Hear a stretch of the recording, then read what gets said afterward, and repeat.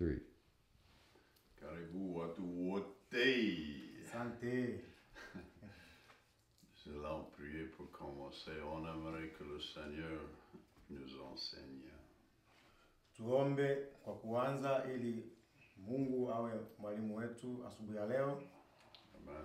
Amen. Tunaomba. Mungu Baba mwenye rehema, Mungu mwenye upendo, twaja mbele zako tena asubuhi ya leo. Tunasema asante kwa kuwa wewe mwenyewe unatosha. Tazama Bwana, jana tulilala bila kujitambua, lakini tumeamka tumeona nuru ya leo kwa neema yako. Heshima na utukufu ikurudilie wewe Mungu. Tunakuja Bwana tena kuabudu na kutukuza. Baba, pokea sifa zetu asubuhi ya leo. Baba, tunaomba yote tutakayofundishwa hapa yabaki ndani ya mioyo yetu na yatukuze katika imani ndani ya Kristo Bwana. Naombea wote ambao wako majumbani kwa ajili ya janga hili. Baba, vile vile naomba wape moyo ili waendelee kufuata maandiko, waendelee kufuata somo hizi na liwageuze katika imani, pia liwajenge katika Kristo. Baba, tunapinga mwovu shetani ambaye anazunguka ili apokonye neno lako. Tunamkemea katika jina la Yesu Kristo Bwana. Vile vile namweka wahubiri Pastor Benjamin, Pastor Joshua mikononi mwako. Baba, naomba vile vile uwalinde, wabariki, waepushe dhidi ya magonjwa, dhidi ya vishawishi vya kila aina, vikemea katika jina la Yesu Kristo naomba. Amen. Amen. Hey Josh, you mind getting that clock so we can keep Sure. track of time. Bon, comme toujours, on aimerait réviser un peu. Kama kawaida tutaanza na kujikumbusha au marudilio. So, première vérité, le Saint-Esprit, il nous mène. Kwa hiyo ukweli wa kwanza ni kwamba Roho Mtakatifu anatuongoza. Pourquoi cette vérité est importante? Kwa nini ukweli huu ni muhimu sana? Dieu ne veut jamais nous pousser à l'arrière. Kwa hiyo Mungu hataki kutufukuzia mbali na ukweli. Oui, c'est ça. C'est Dieu qui s'en va en avance pour nous mener. Ni Mungu ambaye yeye ndiye anatutangulia mbele ili kutuongoza. Et Dieu veut qu'on le suive selon notre compréhension. Na Mungu anataka tumfuate yeye kulingana na uelewa wetu. C'est-à-dire que notre Dieu ne nous pousse jamais. Il veut qu'on aille avec lui. Na Mungu wetu hatufukuzi wala hatufukuzi mbali, anapenda tuende pamoja naye. Oui, avec notre propre volonté. Na twende naye kwa ajili ya twende naye pamoja naye kwa ajili ya utashi wetu. Comment est-ce que le Saint-Esprit nous mène? Ni jinsi gani Roho Mtakatifu anatuongoza? Premièrement, il nous aide à le comprendre. Jambo la kwanza, anatusaidia tumuelewe yeye ni nani. Et deuxièmement, il nous aide pour qu'on puisse le permettre à devenir, à être notre Dieu. Vile vile anatusaidia sisi tumuelewe na tujue tumuelewe jinsi gani yeye ni Mungu wetu. Et quand nous lisons sa parole, na tukisoma neno lake, c'est le Saint-Esprit qui nous aide à comprendre c'est lui qui il est. Ni Roho Mtakatifu ambaye anatusaidia sisi kuelewa ni nani Mungu ni nani. Bon, si nous sommes chrétiens, nous sommes adoptés par Dieu. Kwa hiyo kama Mkristo tumechaguliwa na Mungu. Qu'est-ce que cela veut dire? Inamaanisha nini mchaguliwa na Mungu? C'est-à-dire l'ancienne relation avec le péché, la mort avec Satan, c'est terminé, c'est fini. Bye bye. Ina maana kwamba uhusiano na shetani, kifo, inani tumeondolea mbali, tumeiacha mbali. Et nous sommes devenus un membre de la famille de Dieu. Tumekuwa mmoja katika familia ya Mungu. Donc nouvelle relation avec Satan, le monde, le péché, mais avec Dieu. Lakini hatuko tena na uhusiano na shetani, hatuko uhusiano na kifo na ulimwengu, tuko na uhusiano na Mungu sasa. Donc si nous croyons en Dieu, c'est Dieu qui nous adopte. Kwa hiyo tukiamini ndani ya Mungu, ni Mungu ndiye anatuchagua. Et nous gagnons l'héritage de notre Dieu. na tutapokea au tutafahidi miradhi ya Mungu. Donc nous sommes co-héritiers, on peut dire, avec Jésus-Christ. Kwa hiyo baada ya kupokea urithi, manake sisi ni tutakuwa warisi pamoja na Yesu Kristo. Pourquoi il y a de la souffrance dans ce monde? Ni kwa nini kuna shida, kuna taabu, kuna misukosuko katika ulimwengu huu? Parce que il y a le péché dans ce monde. Kuna taabu, shida kwa ulimwengu huu kwa sababu kuna dhambi ndani ya ulimwengu huu. Et deuxièmement, c'est parce que Dieu, Jésus, il a dit que nous allons souffrir. Na jambo la pili ni kwamba tunateseka kwa sababu Yesu Kristo au Mungu amesema kwamba tutateseka. Et beaucoup de monde ne comprennent pas pourquoi la souffrance est importante. Na walio wengi hawaelewi kwa nini shida au taabu ni ya muhimu sana. Même il y a des gens qui disent mon Dieu ne veut jamais me permettre à souffrir. Lakini kuna watu vile vile wanasema kwamba Mungu hawezi kuturuhusu tuteseke. Mais Jésus nous a promis nous allons souffrir. Il y a des tribulations dans ce monde. Lakini Yesu Kristo mwenyewe aliahidi kwamba tutateseka na kuna misukosuko katika ulimwengu huu.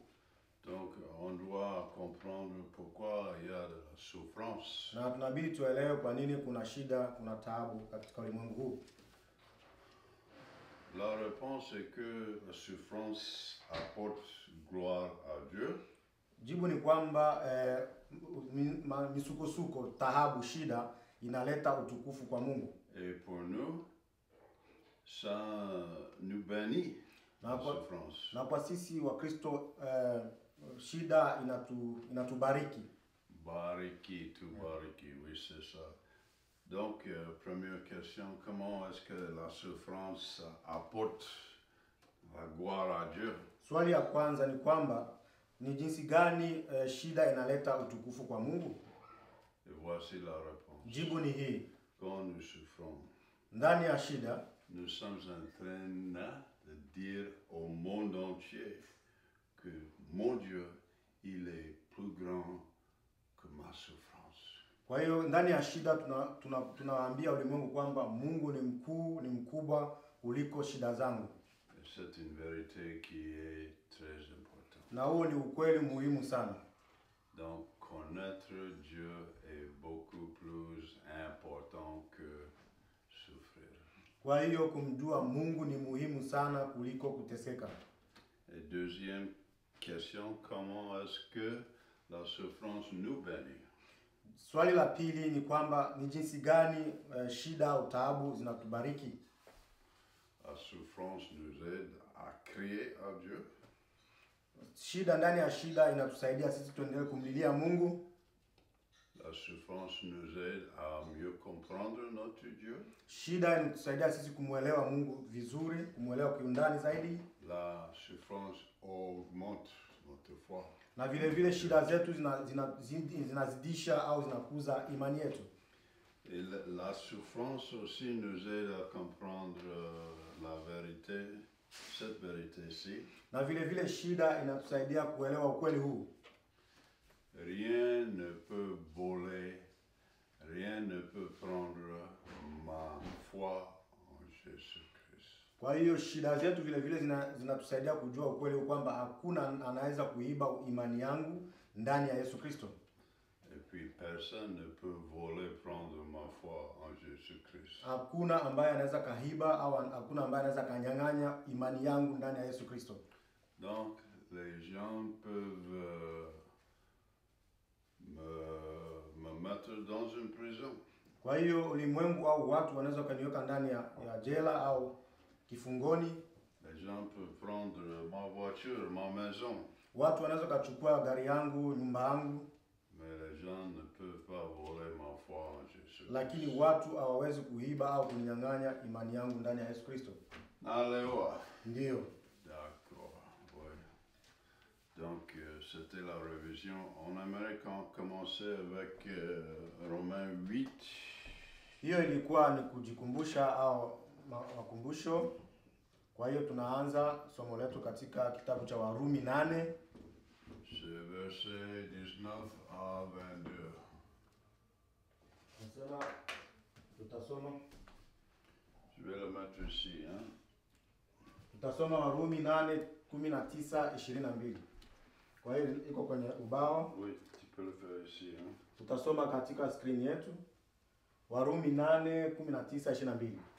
Viumbe vyote vinangoja kwa hamu kudhihirishwa kwa wana wa Mungu. Kwa maana viumbe vilifanywa kuwa dunia kabisa, si kwa kupenda kwake, bali kwa mapenzi ya Mungu.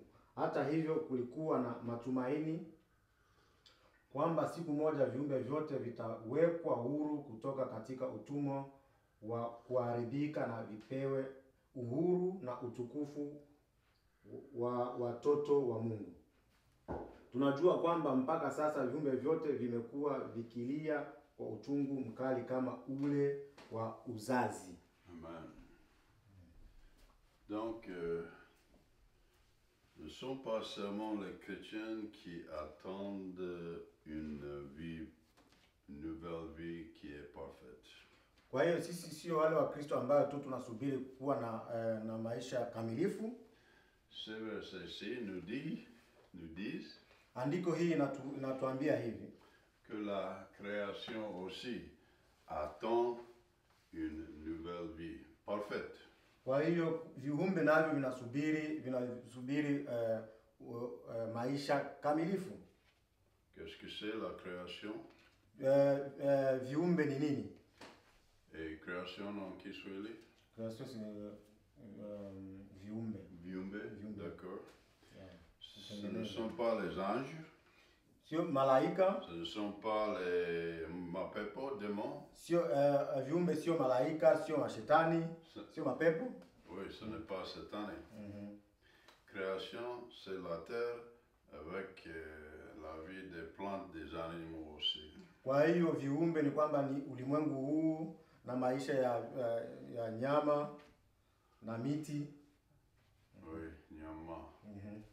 Nous les chrétiens, nous attendons une vie parfaite et la création aussi. Kwa hiyo sisi wa Kristo tunasubiri maisha kamilifu na viumbe. Oui, amen. Quand Adam et Ève, quand ils ont péché, Dieu a aboli la terre. Kwa hiyo Adamu na Eva walipotenda dhambi, Mungu alilaani ulimwengu. Et la terre, maintenant, la création vit sur ce que Dieu a aboli. Pardon? La création vit sur ce qui était aboli. Kwa hiyo ulimwengu unakaa au unaishi katika yale ambayo Mungu alilaani. C'est pourquoi le maïs, les haricots dans le champ ne poussent pas bien. Na ndio maana sasa anasema ndio maana vimea kama mahindi au yote mazao hayaoti vizuri kwa sababu Mungu alilaani. Kwa hiyo anaishi hivyo. C'est pourquoi les serpents nous mordent.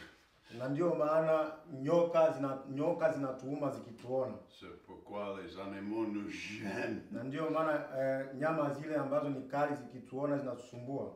Lakini un jour, siku moja Dieu va restaurer la création. Mungu tena atajenga upya viumbe au ulimwengu. Et comme nous les chrétiens, comme nous avons une nouvelle vie, Dieu donnera au monde, à la terre, une nouvelle vie aussi. Kama sisi wa Kristo vile vile tutapewa maisha mapya na vile vile Mungu atapatia viumbe au ulimwengu maisha mapya.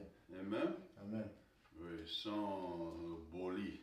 Comment dit-on le nom? C'est boli aussi? Yeah, boli, maudit. Maudit, oui, yeah, oui. Maudit. Kulaani. Oui, c'est ça. Kulaani. C'est ça. Il y en a. Maudit. Oui. Il n'y en a pas. D'accord. Kwa hiyo hakutakuwa laana. Ok. Nous allons lire maintenant tusome Warumi 8:23. Tusome Warumi 8:23 inasema, na si hivyo tu, hata sisi ambao tuna matunda ya kwanza ya Roho tunalia kwa uchungu tukisubiri kwa hamu kufanywa kuwa wana wa Mungu. Miili yetu itakapowekwa huru kabisa. Oui, comme la Bible nous dit, la création gémisse. Vous connaissez, les gens connaissent gémir? Oh!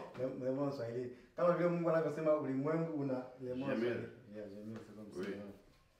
Bon. En 23, on peut... Nakosa neno sahihi la neno gemir en Swahili. Oui, elle n'est pas seule à gémir. Nous gémissons. D'accord, nous allons continuer.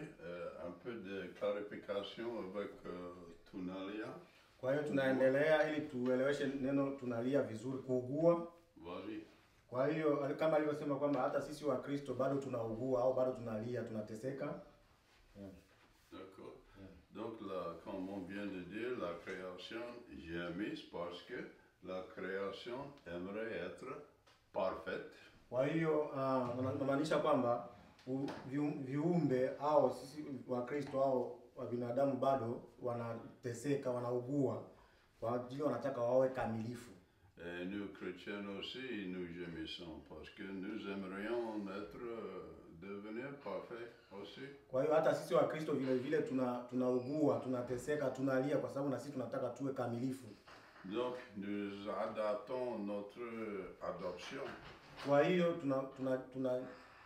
tunaishi katika yale ambayo tumechaguliwa. Bon, dans une leçon passée, nous avons appris katika somo lililopita tulijifunza que Dieu nous a déjà adoptés. Kwamba Mungu ameshatuchagua, tumeshachaguliwa na Mungu. Donc une question est ceci. Kwa hiyo swali ni hii sasa. Est-ce que nous attendons toujours d'être adoptés? Je, tunasubiri tu kuchaguliwa tu? Non. Hapana. Pas du tout. Hapana. C'est Dieu. Dieu nous a déjà adoptés. Kwamba Mungu ameshatuchagua. Donc qu'est-ce que nous attendons? Tunasubiri nini sasa? Nous attendons Dieu qu'il vienne chez nous et nous amener à notre nouvelle maison. Kwa hiyo tunasubiri sasa, baada ya kuchaguliwa tunasubiri sasa Mungu aje kwetu ili atuletee nyumba mpya au maisha mapya. Donc si vous êtes chrétien, Dieu vous a déjà adopté. Kwa hiyo ukiwa Mkristo ujue kwamba Mungu ameshakuchagua. Et Dieu a déjà signé les papiers. Na Mungu tayari amesha. Donc officiellement vous êtes déjà adopté. Na Mungu tayari amesha saini, ameshaweka. Et qu'est-ce qu'on attend? Kwa hiyo sisi tunasubiri nini sasa? On attend la voiture de Dieu de venir nous chercher, nous amener chez lui. Kwa hiyo tunasubiri sasa gari ya Mungu ije tuchukue tupeleke kwake. Donc soyez assurés, Dieu nous a déjà adoptés. Kwa hiyo tuwe na uhakika kwamba Mungu ameshatuchagua. Et aussi dans le verset 8:23, katika andiko ya Warumi 8:23, nous avons appris que nous avons les premiers fruits de l'esprit. Tumeshajifunza kwamba tulipokea matunda ya kwanza ya Roho. Qu'est-ce que cela veut dire? Inamaanisha nini? Matunda ya kwanza ya Roho. Dans l'Ancien Testament, Israël a eu une fête. Katika Agano la Kale Israeli ilikuwa na sikukuu. C'était la fête des premiers fruits. Na ilikuwa ni sikukuu ya matunda ya kwanza. Et les Israélites, ils apporteraient les premiers fruits de leur récolte. Kwa hiyo wale wa Israeli walikuwa wakipeleka au wakibeba yale matunda ya kwanza ya mavuno yao. Ils apporteraient les fruits à Dieu. Na hayo matunda ya mavuno yao ya kwanza walikuwa wakipeleka kwa Mungu. Et il y a une grande signification de cette fête-ci. Kwa hiyo kuna maana kubwa sana katika sherehe hii. C'est-à-dire que les premiers fruits n'étaient que un commencement. Kwa hiyo yale matunda ya kwanza ilikuwa inamaanisha kwamba ni mwanzo. Oui, les premiers fruits n'étaient que un début. Dieu donnerait encore plus, beaucoup. Kwa hiyo sherehe ilikuwa inamaanisha kwamba hiyo matunda ya kwanza ilikuwa inamaanisha kwamba ni mwanzo, inamaanisha kwamba Mungu atawapa zaidi. Donc les premiers fruits veut dire aussi les premières bénédictions de Dieu. Kwa hiyo matunda ya kwanza yale ambayo Israeli walimpelekea Mungu inamaanisha kwamba ni baraka za kwanza za Mungu. Et Dieu nous apportera encore encore plus de bénédictions. Na Mungu atatupatia au atatuletea baraka zaidi. Quand Jésus est parti pour aller au ciel, Yesu Kristo aliporudi juu mbinguni, c'était pendant la fête des premiers fruits. Na ilikuwa ni kipindi hicho cha sherehe ya matunda ya kwanza. Et Jésus, il a amené le Saint-Esprit. Na Yesu Kristo akatuma Roho Mtakatifu kipindi hicho. Que le Saint-Esprit puisse vivre en nous. Na ili Roho Mtakatifu aishi ndani yetu, aishi pamoja nasi. Donc, qu'est-ce que cela veut dire? Que les chrétiens ont les premiers fruits de l'Esprit? Inamaanisha nini kwamba Wakristo wana matunda ya kwanza ya Roho Mtakatifu? C'est-à-dire que si nous croyons en Dieu, nous avons déjà les premiers fruits du Saint-Esprit qui habite en nous. Kwa hiyo inamaanisha kwamba tukiamini ndani ya Mungu kwamba tuna yale matunda ya kwanza tayari ambayo yanaishi ndani yetu. Et comme le Saint-Esprit habite en nous, nous avons sa présence qui habite en nous. C'est un fruit continuel.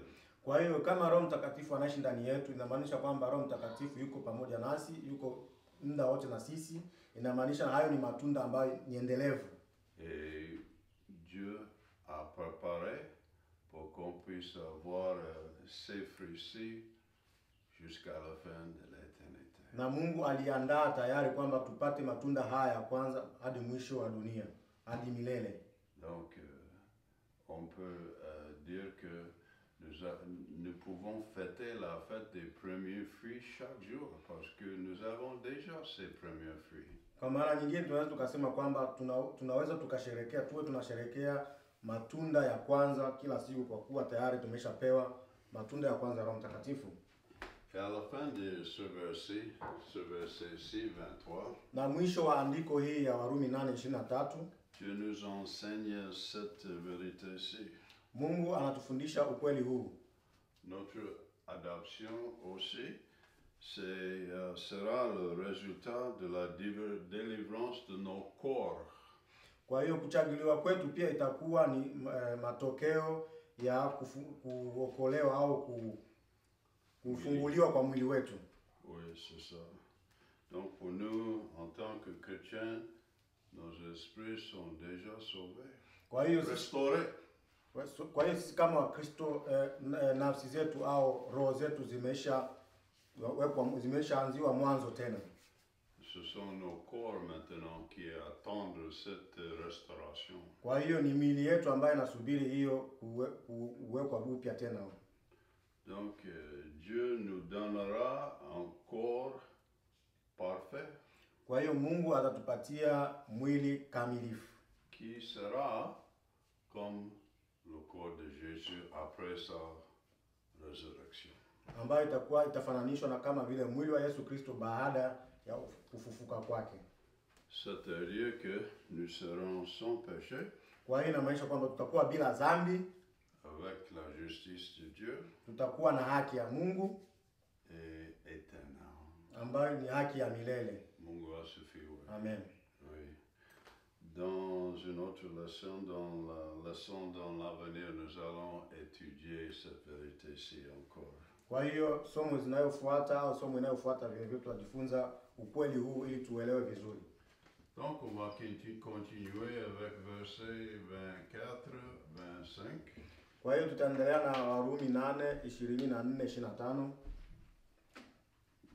Tunasoma Warumi 8:24-25. Kwa maana tuliokolewa kwa tumaini hili, lakini kama kinachotumainiwa kikionekana hakiwi tumaini tena.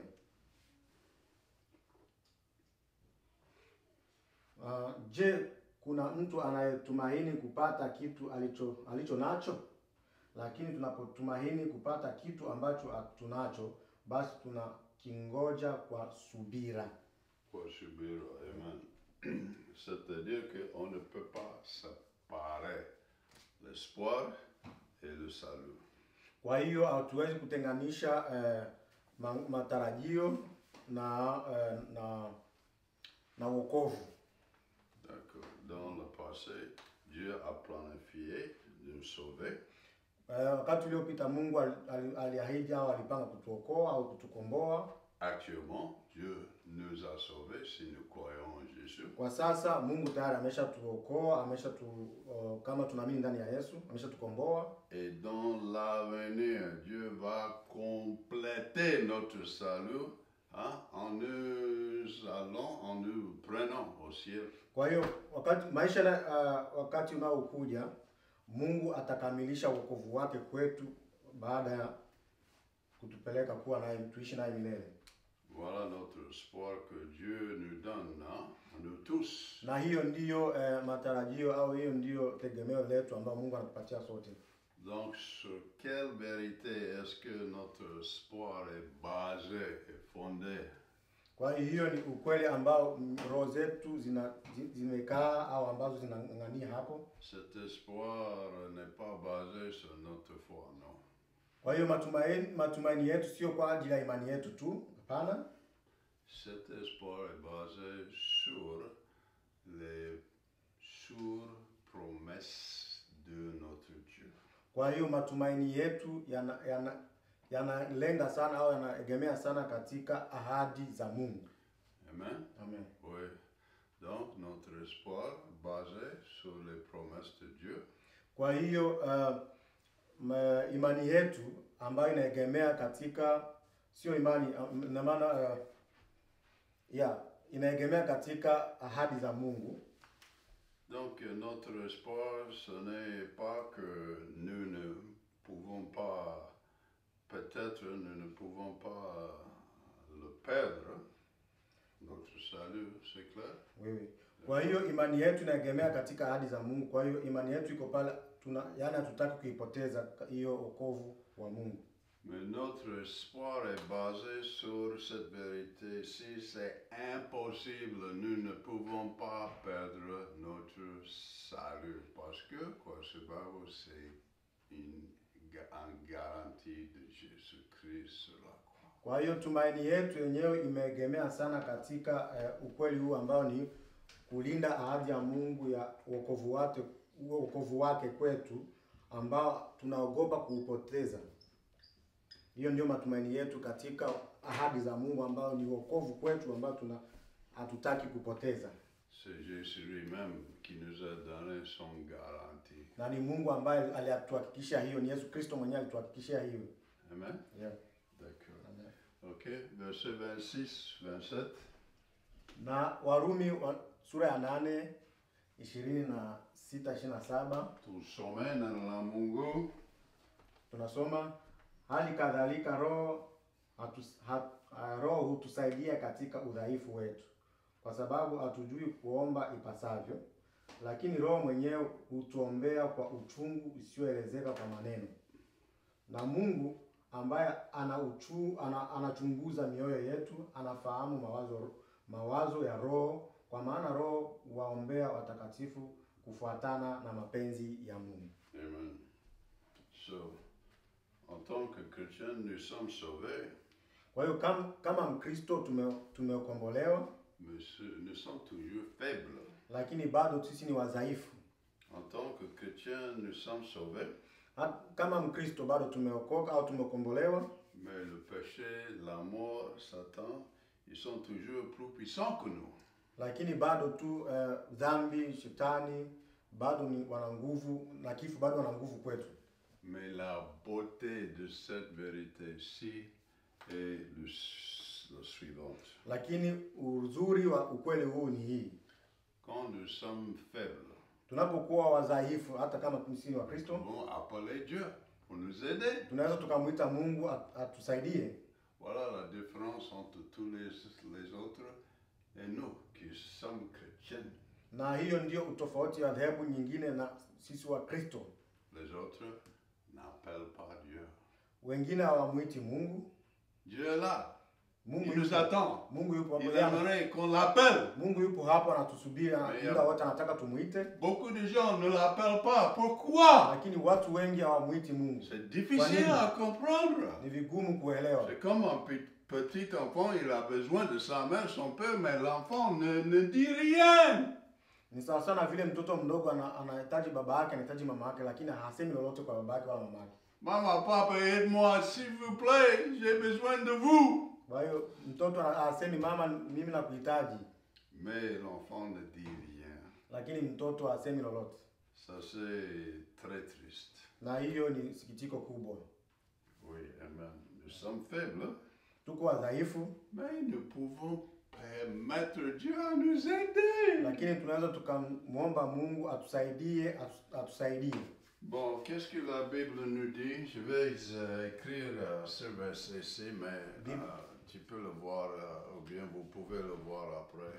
Kwa hiyo Biblia inasema nini? Ataandika andiko hili, mtaweza mkaisoma baadaye. Wakorintho wa pili 12:10. Oui, qu'est-ce que Paulo a dit? Quand je suis faible, je suis puissant. Mtume Paulo alisema kwamba ninapokuwa mdhaifu nina nguvu. Et voilà la difficulté. Na hiyo ni matatizo. Comment est-ce que nous pouvons être faibles mais en même temps puissants? Ni jinsi gani tunaweza kuwa sisi ni wadhaifu wakati huo tena tuna nguvu? Quand nous reconnaissons notre faiblesse, nous pouvons permettre Dieu le Saint-Esprit à devenir notre puissance. Kwa hiyo tunapojua madhaifu yetu, tunaweza tukamruhusu Roho Mtakatifu awe ndio nguvu yetu. Ce que nous ne pouvons jamais faire avec notre propre puissance. Kwa hiyo le Saint-Esprit, il va le faire. Kitu ambacho sisi hatuwezi kufanya, hatuwezi kutenda, lakini tukimruhusu Roho Mtakatifu au Mungu atalifanya. Et la Bible nous dit aussi, quand nous ne savons pas comment est-ce qu'on peut prier, c'est le Saint-Esprit qui prie à travers nous. Kwa hiyo kama vile Biblia inavyosema kwamba hata kama hatujui jinsi ya kuomba, lakini ni Roho Mtakatifu, tukimruhusu Roho Mtakatifu ndio anatuombea. Dans nos cœurs, le Saint-Esprit prie pour nous. Kwa hiyo ndani ya nafsi zetu, ndani ya roho zetu, Roho Mtakatifu anatuombea sisi. Même nous ne savons pas, nous ne connaissons pas nos besoins, mais le Saint-Esprit qui habite en nous, il apporte nos besoins à Dieu le Père, à Jésus. Hata kama hatujui nini cha kuomba, hatujui shida zetu za kuomba mbele za Mungu, lakini Roho Mtakatifu anajua hitaji zetu, anazipeleka hizo hitaji kwa Mungu.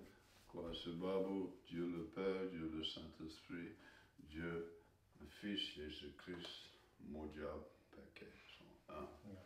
Kwa sababu Roho Mtakatifu, Mungu Baba na Mungu Mwana ni kitu kimoja. Nous allons lire maintenant un verset qui est très important, mais tous les versets sont importants. Kwa hiyo tutasoma andiko ingine ambayo ni ya muhimu zaidi. Licha kwamba maandiko yote ni ya muhimu, tunasoma nyingine ya muhimu. Et après ce virus c'est terminé, on aimerait mémoriser ce verset-ci. Kwa hiyo tutasoma andiko hii ambayo ni ya muhimu pia, na tunaweza tukaomba watu waikariri. C'est Warumi 8:28. Ni Warumi 8:28. Warumi 8:28 nasema, nasi tunajua ya kuwa katika mambo yote Mungu hutenda kazi pamoja na wote wampendao, wale ambao wameitwa kufuatana na mapenzi yake. Mungu hufanya hivyo kwa faida yao. Donc ce verset-ci, c'est l'une des meilleures promesses de notre Dieu. Kwa hiyo andiko hii ni moja katika ahadi za Mungu wetu. Nous pouvons être sûrs de ce que Dieu permet dans nos vies. Il va l'utiliser pour nos mieux, n'est-ce pas? Kwa hiyo tunaweza kuwa na uhakika kwamba yale ambayo Mungu ameruhusu katika maisha yetu atayatimiza hayo kwa ajili ya faida yetu. Même s'il y a des mauvaises choses, des mauvaises affaires, beaucoup de problèmes dans nos vies, Dieu nous promet de les utiliser pour nos mieux. Kwa hiyo hata kama kuna mambo mabaya tunapita katika maisha magumu, lakini Mungu ametuahidi kwamba atayatumia katika faida yetu. Donc tu sommets encore une fois. Tunasoma tena mara nyingine ili Warumi 8:28, nasi tunajua ya kuwa katika mambo yote Mungu hutenda kazi pamoja na wote wampendao, wale ambao wameitwa kufuatana na mapenzi yake. Mungu hufanya hivyo kwa faida yao. Amen. Donc on aimerait vous encourager à mémoriser ce verset-ci. Kwa hiyo tunaweza kupenda tuwape moyo ili muendelee kujifunza neno hili na kukariri andiko hili. Se mettre dans le moyeu, n'est-ce pas? Yeah. Se mémoriser. Kwa hiyo tuweke katika akili zetu tukariri. Warumi 8:28. Verset 29 et 30. Tunasoma Warumi 8:29-30. Wale ambao Mungu alikwisha kuwachagua tangu mwanzo, pia aliwateua wafanane na mwanaye, ili mwana awe mzaliwa wa kwanza miongoni mwa ndugu wengi. Na wale ambao Mungu aliwateua tangu awali pia aliwaita, na wale aliowaita pia aliwahesabia haki, na wale aliowahesabia haki aliwapa utukufu wake. Utukufu wake, amen. So, qui est le premier-né de Dieu? Ni nani ambaye ni mtoto au mzaliwa wa kwanza wa Mungu? C'est Jésus-Christ. Ambaye ni Yesu Kristo. Qu'est-ce que cela veut dire? Jésus est le premier-né de Dieu. Inamaanisha nini kwamba Yesu Kristo ndiye mzaliwa wa kwanza wa Mungu? Et il y a des autres religions qui disent que Dieu ne peut pas avoir un fils. Kuna dhehebu zingine ambazo zinasema kwamba Mungu hawezi kuwa na mtoto. Oui, mais en tout cas, la Bible nous dit que Jésus est le premier-né de Dieu. Qu'est-ce que cela veut dire? Lakini Biblia takatifu inasisitiza kwamba Yesu Kristo ndiye mzaliwa wa kwanza wa Mungu. Inamaanisha nini? C'est-à-dire que Jésus a la place d'autorité dans la famille de Dieu. Kwa hiyo inamaanisha kwamba Yesu Kristo anapewa ile nafasi ya ukuu katika familia ya Mungu. Et comme nous avons discuté dans le passé, kama tulivyozungumza wakati wiki iliyopita, si nous avons des difficultés en comprenant la parole de Dieu, tunapokuwa na matatizo ya kuelewa neno la Mungu, il faut penser de la signification spirituelle et pas signification physique. Kwa hiyo tunapokuwa na matatizo ya kuelewa neno la Mungu, inabidi tufikirie katika kiroho, tusifikirie kimwili. Donc même chose ici aussi. Na ni sawa na andiko hili. Il n'y a pas de signification physique. Hapa hakuna uelewa au hakuna uelewa kimwili hapa. Oui, c'est la signification spirituelle. Huu ni uelewa au ni ufafanuzi wa kiroho. Bon, aussi une autre question, Jésus, il a la place d'autorité. Kwa hiyo Yesu Kristo kwamba alipewa nafasi ya ukuu. Qu'est-ce que cela veut dire que Dieu nous a connus d'avance? Inamaanisha nini kwamba Mungu alitujua hapo mwanzoni, kabla alitujua? Si vous avez une Bible à la maison, kama una Biblia nyumbani, vous pouvez lire Jérémie chapitre 1. Kama una Biblia nyumbani, usome Yeremia sura ya kwanza na mstari wa 5. Le verset nous dit que c'est Dieu qui nous a formés dans le ventre de nos mères. Katika kitabu hicho nasema kwamba ni Mungu ambaye yeye ndiye aliyetutengeneza katika tumbo la mama zetu. C'est-à-dire à ce temps-là aussi Dieu nous a connus complètement. Kwa hiyo inamaanisha kwamba Mungu alitujua vizuri zaidi. Et qu'est-ce que cela veut dire que Dieu nous a prédestinés? Kwa hiyo inamaanisha nini kwamba Mungu alitujua awali? C'était verset 29 et 30 aussi, n'est-ce pas? Kwa hiyo tulisoma katika Warumi 8:29-30. Oui, Dieu nous a destinés. Qu'est-ce que cela veut dire? Kwamba Mungu alituchagua hapo awali, alitujua. Cela veut dire que Dieu nous a décidé de nous rendre comme Jésus. Kwa hiyo Mungu aliona vema kwamba atuweke au tuwe kama Yesu Kristo. Depuis même avant la création du monde. na hata kabla ya uumbaji wa ulimwengu huu. Dieu nous a destinés à nous rendre comme Jésus-Christ. Mungu alituteua tuwe kama Yesu Kristo. Ce n'était pas votre décision. Kwamba haikuwa mapenzi yetu, Ce n'était pas ma décision. haikuwa maamuzi yetu. C'était la décision de notre Dieu. Hayo yalikuwa ni maamuzi kutoka kwa Mungu. Donc voilà la signification de cette phrase conformée à l'image de son Fils. Na hii ndiyo maana ya msemo huu kwamba tutakuwa sawasawa na Yesu Kristo ambaye ni mwanaye. C'est-à-dire que si vous croyez en Jésus-Christ, ina maana kwamba tukiamini ndani ya Yesu Kristo, un bonjour, siku moja, vous serez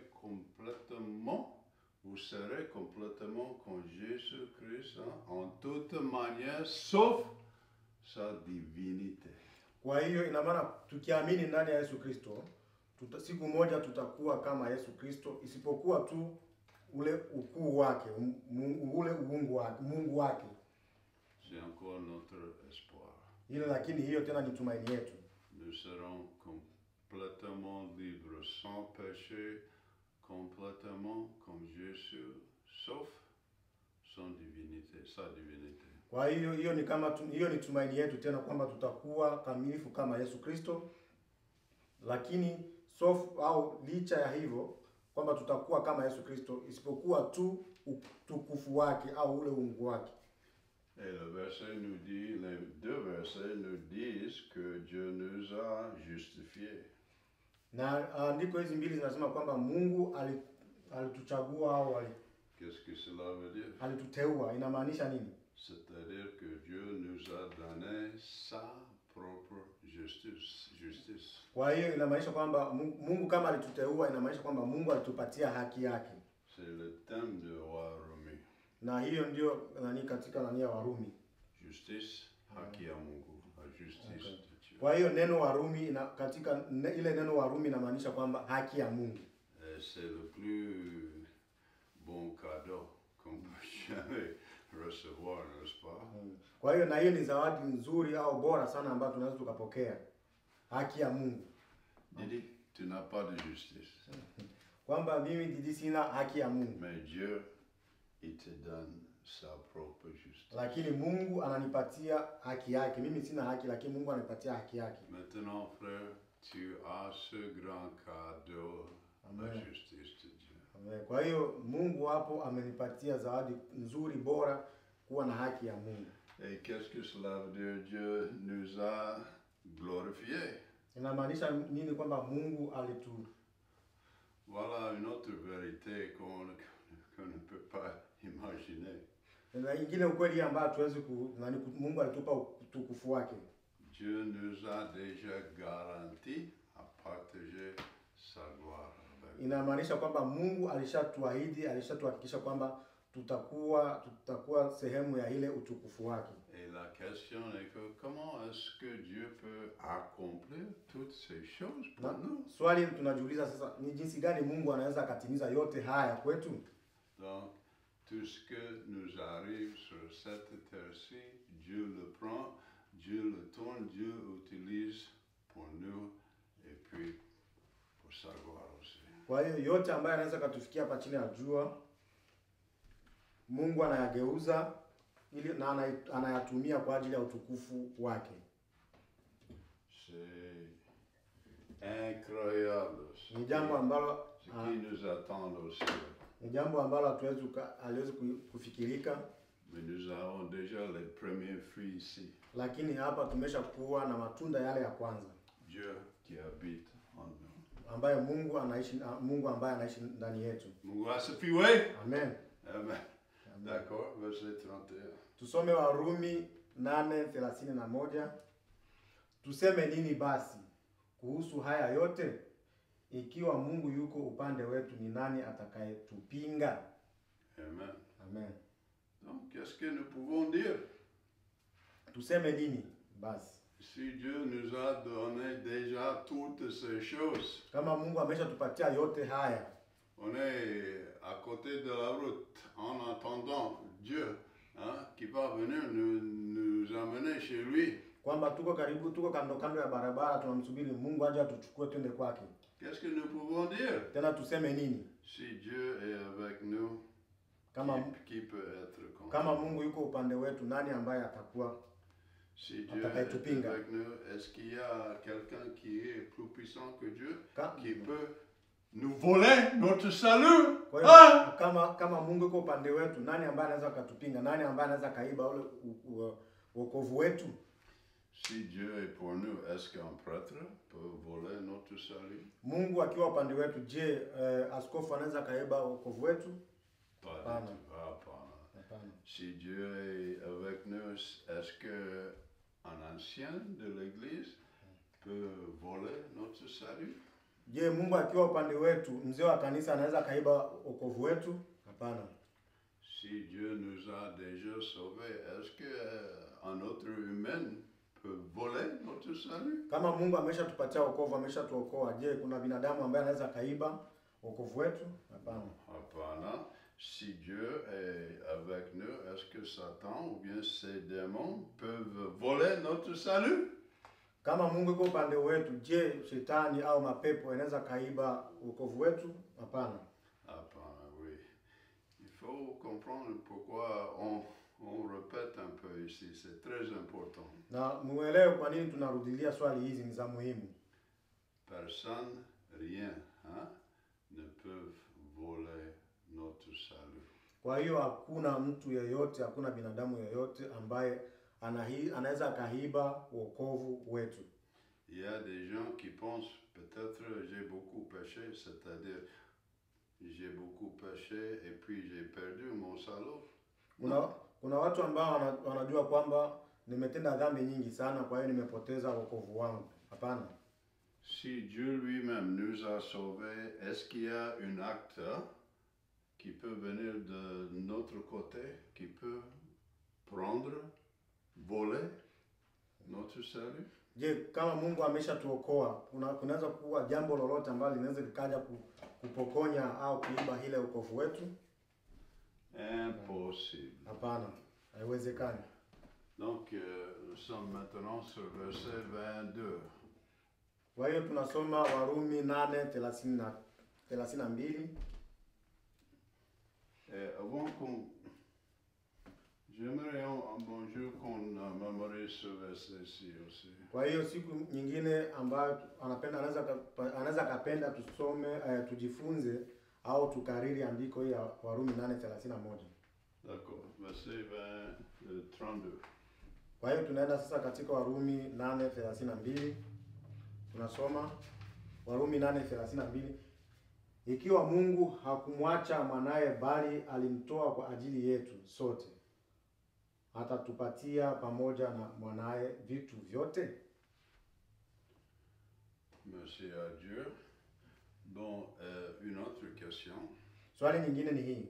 Dieu a déjà sacrifié son fils pour nous donner la vie éternelle.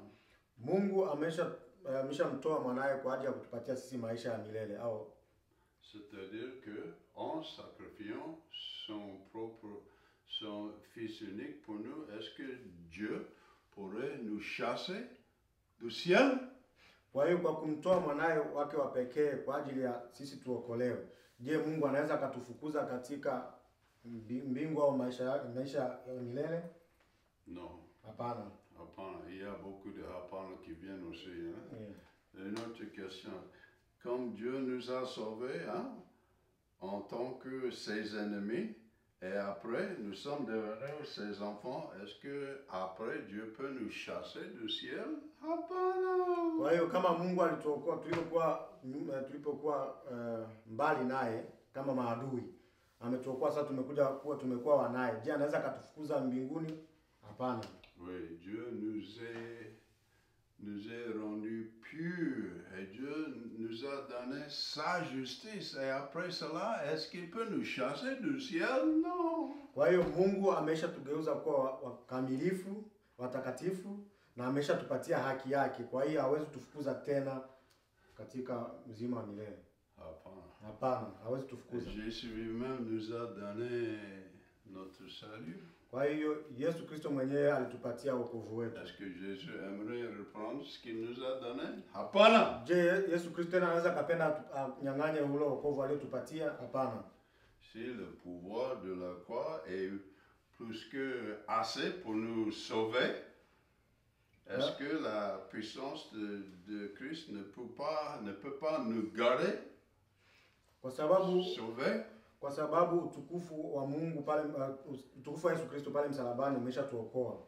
Je, ule utukufu wake si unatutosha kwa ajili ya kutuokoa? Hapana. Si Jésus nous a donné la vie éternelle, comment est-ce qu'il aimerait nous répondre ce qu'il nous a donné? Hapana. Anasema kwamba kama Mungu Yesu Kristo ameshatupatia maisha ya milele, ni jinsi gani tena anaweza kanyang'anya hiyo? Haiwezekani, hapana. Donc Jésus ne nous a pas donné un salut temporaire. Kwa hiyo ina maana kwamba, kwa maana nyingine kwamba Yesu Kristo hakutupatia wokovu wa muda, alitupatia wokovu wa milele ambao hawezi kunyang'anya. Jésus nous a donné un salut éternel. Yesu Kristo kama nilivyosema alitupatia wokovu wa milele.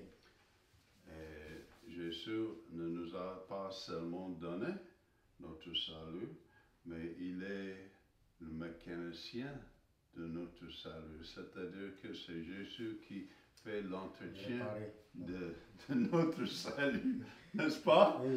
Kwa hiyo kwa maana nyingine kwamba kama Yesu Kristo alitupatia wokovu wa milele, kwa hiyo tena yeye tena ndiye fundi wa huo wokovu. Ina maana tena ana uwezo tena wa kuutengeneza. Donc c'est Dieu qui nous a acheté la voiture qui s'appelle salut éternel. Kwa hiyo ni Mungu ambaye alitununulia gari ambayo inaitwa maisha ya milele au wokovu wa milele. Et c'est Dieu qui fait l'entretien. Na ni Mungu vile vile ndiye anatengeneza gari hiyo. De cette voiture qui s'appelle wokovu wa milele. Salut éternel. Oui, salut bien. Na ni Mungu mwenyewe ndiye anayetengeneza gari hii ambayo inaitwa wokovu wa milele. Donc quand Dieu nous a donné Jésus pour mourir pour nous, il nous a donné son mieux. Kwa hiyo Mungu kama alitupatia Yesu Kristo kwa alitoa mwanae kwa ajili ya afi kwa ajili yetu, maana yake ametupatia jambo njema ambalo comme cela nous pouvons être sûrs que Dieu nous donnera tout ce que nous avons besoin. Kwa hiyo kutokana na hili au kulingana na hili tutakuwa na uhakika kwamba Mungu ana uwezo wa kutupatia chochote ambacho tunahitaji. Mungu asifiwe. Amen, amen. Bon, pour terminer, nous allons prier, frères. Kwa kumaliza tuombe. On aimerait que Dieu fasse son entretien, hein? Yeah. Notre salut. Kwa hiyo tuombe ili Mungu atengeneze kwa ajili ya wokovu wetu ambao uko ndani yetu. Tunaomba. Asante Baba, Mungu mwenye rehema, Mungu mweza yote. Mungu Alfa na Omega ni wewe. Tunashukuru Bwana kwa neno hili. Baba, tunaomba ikiwe chakula chetu cha kila siku cha roho. Naomba Bwana kitukuze katika imani Bwana. Tunaomba hili kila mara. Baba, tunapinga ule mwovu shetani. Baba, tunahitaji tuwe wanafunzi bora, tunahitaji tutembee sawa sana mapenzi yako Yesu Kristo. Fungua masikio yetu ya kiroho, fungua mioyo yetu Bwana, ili neno lako libaki ndani yetu na litende kazi katika moyo wetu Bwana. Tunaamini Bwana utaendelea kutusaidia, utaendelea kutusimamia. Tuma Roho Mtakatifu ambaye ni tunda la kwanza Bwana la mazao. Baba, tunaomba yote haya kupitia jina la Yesu Kristo. Amen. Amen. Thank you. Mungu asifiwe. Amen. Asifiwe.